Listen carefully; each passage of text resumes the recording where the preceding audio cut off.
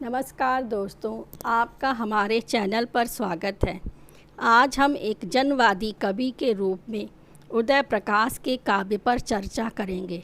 तो चलिए आरंभ करते हैं। हिंदी साहित्य में जनवाद प्रगतिवाद का ही संस्करण है, इसलिए जनवादी चेतना में जो स्वर मिला है वह मार्क्सवादी दर्शन से संयुक्त है। जनवादी साहित्य में आम आदमी की जिंदगी, उसकी दैनिक समस्याओं एवं संघर्षों को उकेरा गया है। यह हर उस किसान मजदूर का चित्रण करती है जो शोषित है और मानव अस्तित्व पर आघात पहुंचाने वाली किसी भी प्रकार की शोषक व्यवस्था का वह सामंतवादी, पूंजीवादी, साम्राज्यवादी ही क्यों ना हो, विरोध करती है और जन समुदाय को जागृत करती है। इसमें वर्ग संघर्ष को प्रमुख रूप से दिखाया गया है। यह क्रांतिधर्मी चेतना को बढ़ावा देती है। समकालीन कवि उदय प्रकाश एक जनवादी कवि के रूप में प्रसिद्ध हैं।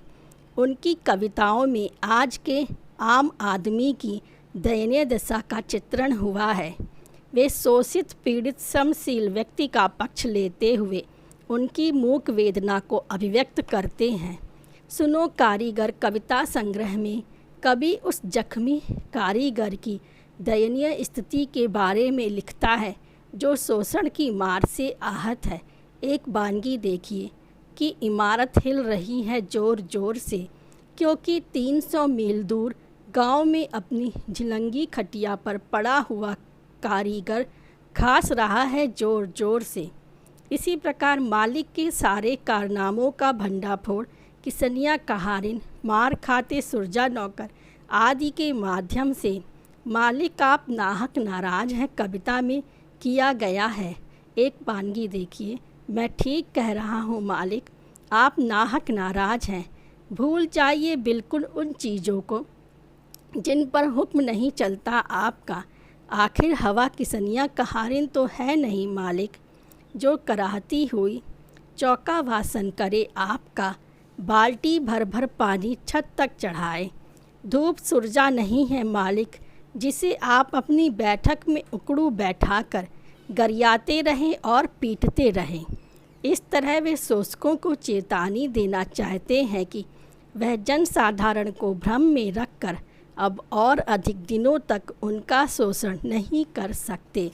उदय प्रकाश की कविता सामाजिक व्यवस्था की विसंगतियों यथा आर्थिक विषमता, लिंग भेद, वर्ग वर्ण भेद, भ्रष्टाचार आदि पर गहरा व्यंग करती हुई व्यापक समाज के दुख दर्द को अपने में समेटे हुए कुम्हार, डाकिया, मजदूर, बढ़ई की लड़की, आम आदमी, भ्रष्ट राजनेता सभी को केंद्र में लेकर चलती है।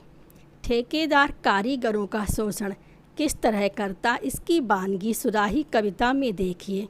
बाजार के मुताबिक तैयार करो सुराही, नहीं तो वह गैड़ा सा तुंदियल टेढ़ा मेढ़ा हाथी का बच्चा ठेकेदार कहेगा, परमेसुरा बोल टेढ़ी कैसी है सुराही की गर्दन।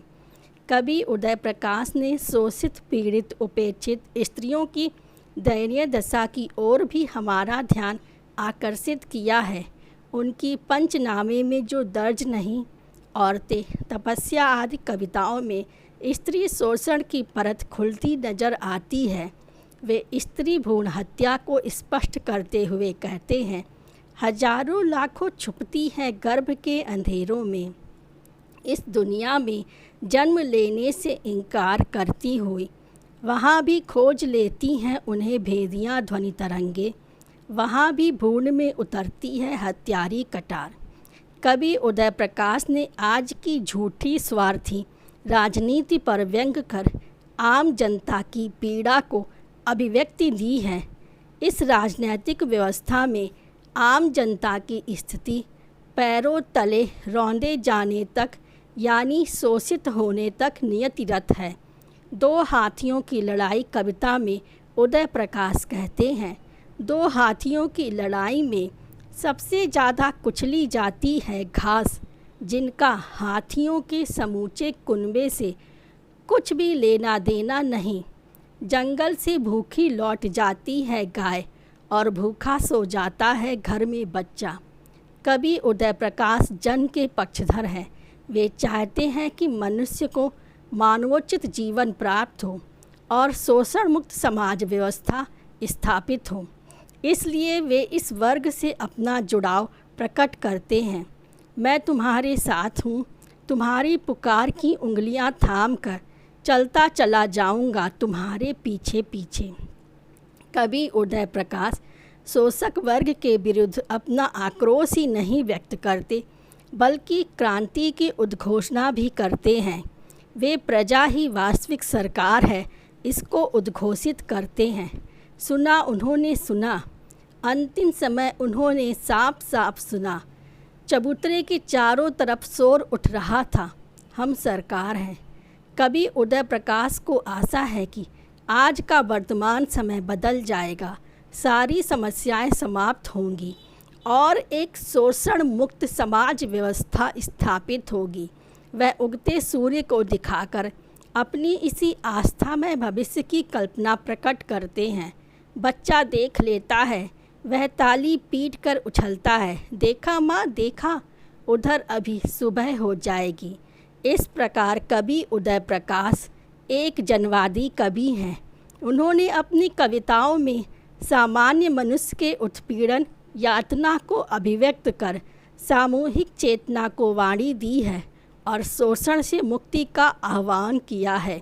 यदि आपको मेरा यह विवेचन पसंद आया है तो इसे लाइक कीजिए, ज़्यादा से ज़्यादा शेयर कीजिए और हमारे चैनल को सब्सक्राइब कर लीजिए।